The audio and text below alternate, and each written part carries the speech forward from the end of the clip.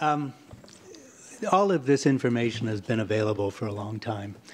And obviously, a lot of members of the public don't believe it, and some members of the board of this committee don't believe it. That could be because they consider that the engineers are incompetent and haven't thought of some of the various costs involved and weren't acquainted with membrane bioreactor technologies, and they just didn't think of things. I can't respond to that. I mean, our engineers appear to be competent and to have experience in this, and I accept that. Another possibility is that the engineers we've hired have an interest in the outcome.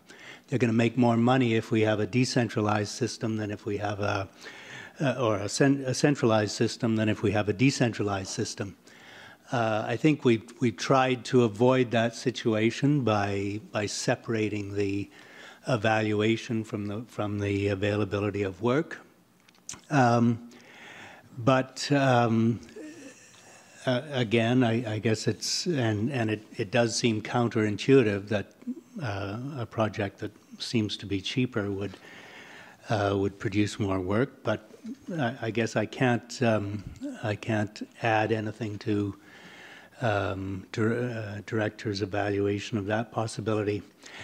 Finally, there's the possibility that the engineers got instructions from somebody to cook the books, to come out with an answer that was desired.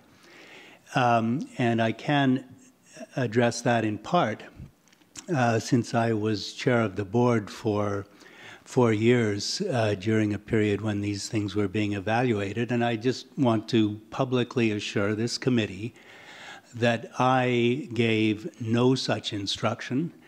And indeed, if I had any influence on the work that was done beyond the influence I expressed through my views at committees, it was to ensure that this decentralized system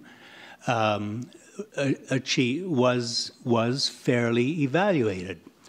I think it is possible that our engineers may have felt, being acquainted with all of the stuff about economies of scale that we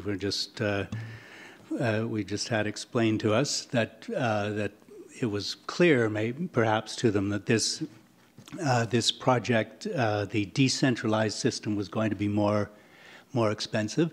And as I say, if I exercised any personal influence at all, it was to ensure that, in fact, it was fairly and seriously evaluated, because I was well aware that there were a number of people who felt that it was the way to go. And like Director Bryce, I would have accepted such an outcome happily, and if there was an opportunity to produce a better and lower cost project. We're way off topic here. Thank you for the assurance.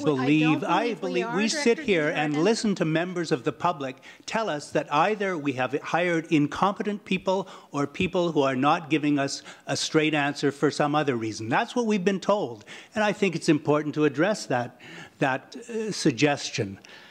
And as I say, I can only address it from the point of view of my own actions and assure the committee that I had at no point influenced any of our engineers to favor the centralized system that they have proposed. But when we do start talking about motives, though, if we are questioning motives, I think we might want to question the motives of members of the public who say things such as, I don't think we should do this project at all. I think we should continue to dump our effluent raw into the ocean and forget about any resource recovery.